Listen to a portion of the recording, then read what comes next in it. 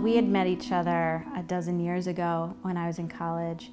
Shannon was in law school, and we dated briefly and then reconnected through Facebook. I found her on Facebook. About 10 years later, and we knew right away.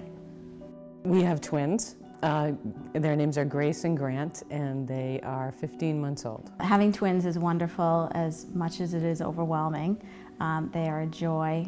They're growing so big every day. One of the reasons that getting married was so important to both Casey and I is that we knew we wanted to have children. We knew that it was very important to us to do all that we could to legally protect our family. And there are so many protections that go along with being married when you have children that happen automatically. You know, you'll hear people say it's just a piece of paper. It's so much more than that. Shannon and I are in love.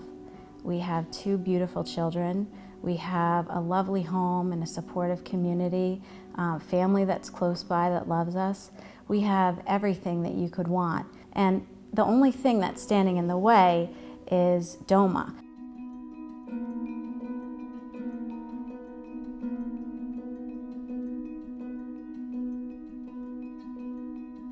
I can't wrap my mind around that. And it's amazing how many people I've spoken to who, once I've explained DOMA, are absolutely shocked because they can't imagine that in today's society, this still exists.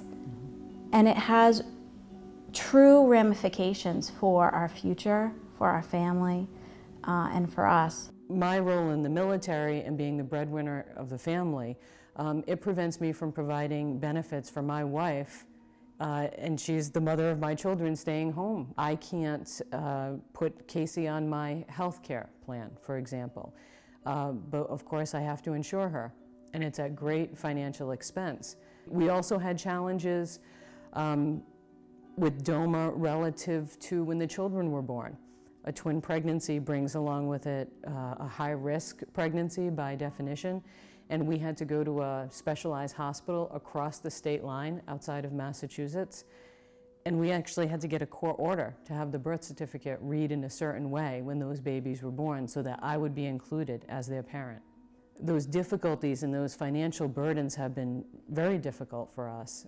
As a mother, I hope for my children that they stand up for what they believe in, even if it's difficult to do so, just like we have. I also hope that when they grow up, they, along with their peers, can look at their parents and be proud of their parents, that they have a marriage that is absolutely legitimate in the eyes of the law and in the eyes of them.